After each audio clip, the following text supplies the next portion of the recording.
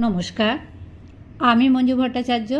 আমার গল্প পাঠ আসরে আপনাকে স্বাগত জানাচ্ছি।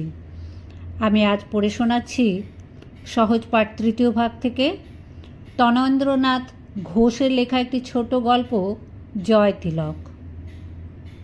মানুষের বাড়িঘর থেকে অনেক দূরে একটা খুব উঁচু পাহাড়, একটা যেন বিরাট মানুষ, তারই কোমর বেড়ে লেগে রয়েছে এক ভারী বন। পাহাড়টা এত ঢালু যে বনের একেবারে ওপর থেকে একখানা বড় পাথর একটু যদি জায়গা নড়া করে ছেড়ে দেওয়া যায়, তবে সে পাথর গড়াতে গড়াতে এক পাথরের ঘাড়ের ওপর দিয়ে আর এক পাথরের গা ঘেঁষে ভয়ানক আওয়াজ করতে করতে কোথায় গিয়ে যে চাপা দেবে তার কোনো ঠিক ঠিকানা নেই। এই বনে বড় বড় গাছ উঠেছে আকাশ ফুঁড়ে, ডালপালা ছড়িয়ে। গাছগুলি দাঁড়িয়ে আছে এমন ঠাসাঠাসি করে যে এক গাছের ডালের ভেতর দিয়ে চলে গেছে আর এক গাছের ডাল এঁকে বেঁকে। কি ঠাস বুননের কাজ! পাতাগুলি সব একটার ঘাড়ে আর একটা এমনই চেপে বসেছে যে কোনো ফাঁক দিয়ে যে রোদ ঢুকবে সে জটি নেই। দিনেও আঁধার। নিচে মাটি আর পাথর আছে জড়াজড়ি করে, তবে মাটিকে পাথর রেখেছে এমন দাবিয়ে যে পায়ের তলায় নরম কিছু ঠেকে না। এমনই মাটির ওপর দিয়ে নেমে গেছে গোটা কতক ঝর্ণা সেই পাহাড়ের নিচের দিকে।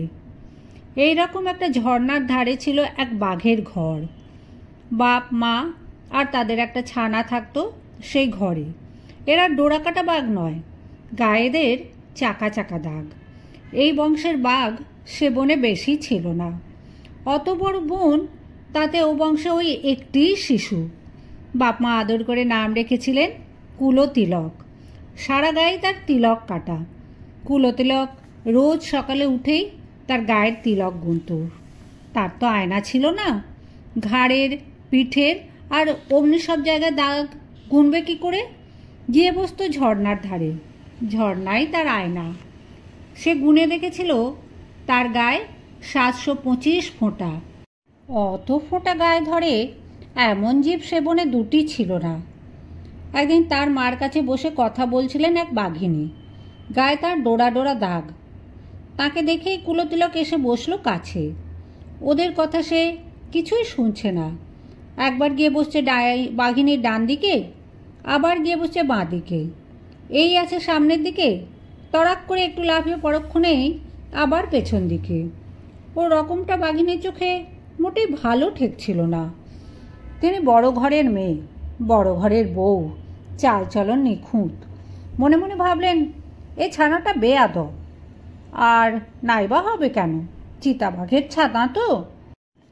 তিনি চলে যেতেই মা কুলতিলককে ডেকে বললেন, দেখলে তো বাছা, যেমন বংশ তেমনই চালচলন।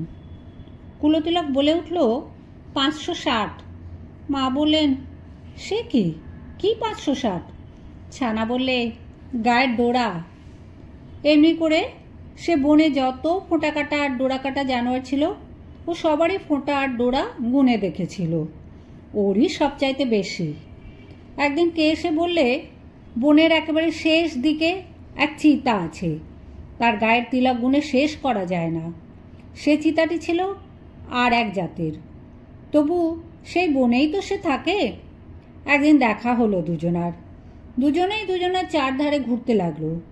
এ গুণে ওর দাগ, ও গুণে ওয়ের। মুখে কারো কথা নেই, কেবল এক মনে গুনছে আর ঘুরছে। একবার, দুবার, 3বার গোনা হয়ে গেল। দুজনারই 725।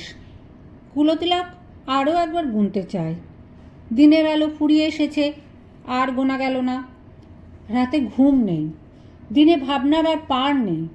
খাওয়া কমে গেছে, দৌড়াদৌড়ি, ছুটোছুটি কিছুই আর নেই। শরীর রোগা হয়ে গেছে। বাপ মার হয়েছে ভাবনা। তারা তো কিছুই জানেন না, ও তো কাউকে কিছু বলেনি।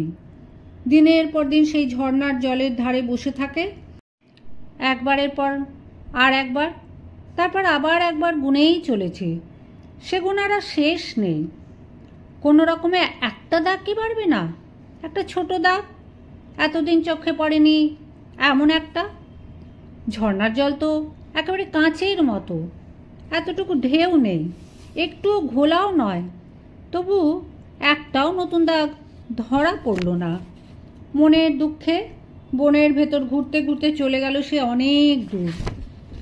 চোখও দেখছে না, কানেও শুনছে না, শুধু পাই চলছে।